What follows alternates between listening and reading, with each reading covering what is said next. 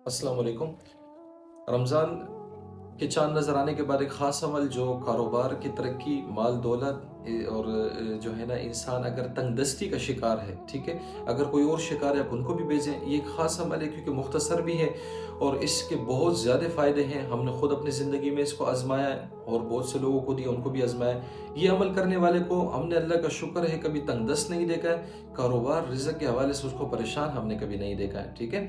तो बहुत से लोगों का ये मामूल है और बहुत से उलमाए कराम, फ़ुक़हा कराम का भी ये जो है ना मुजर्रब और आज़मूदा एक वज़ीफ़ा है, ठीक है भी कुरान पाक से और जो है ना अल्लाह के नामों से है।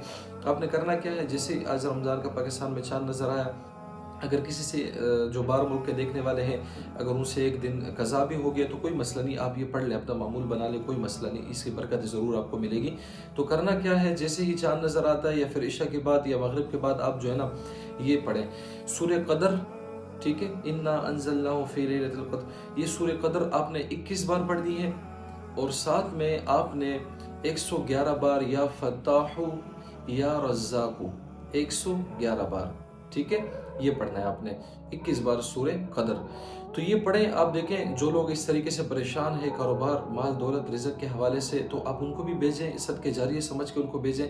कम से कम इतना तो होगा ना, वो अगर कुरान पढ़े, ठीक है? वो कुरान की एक तशरीह हो गई ना, एक तशहीर हो गई कुरान पाक की। तो आप जब भेजेंगे उनको, अल्लाह ने चाहा तो अगर उनकी ज़िंदगी इससे बदली, कारोबार में, रिज़्क़ में बरकतें हुई, अल्लाह ताला का ख़ास करम उन पर हो और वैसे ही रमज़ान आमद होते ही अल्लाह ताला की ख़ास रहमतों का नुज़ूल होता है। साथ में हम ये पढ़ेंगे, उसके बाद दुआ करेंगे अपने कारोबार, रिज़्क़ वग़ैरह इन चीज़ों के लिए। तो इंशाअल्लाह आप ज़रूर इसके फ़ायदे देखेंगे, इसकी बरकतें देखेंगे और इसको आगे लोगों तक भी शेयर करें जो इन चीज़ों से परेशान है। और रमज़ान मेरे तरफ़ से तमाम देखने वालों को मुबारक हो।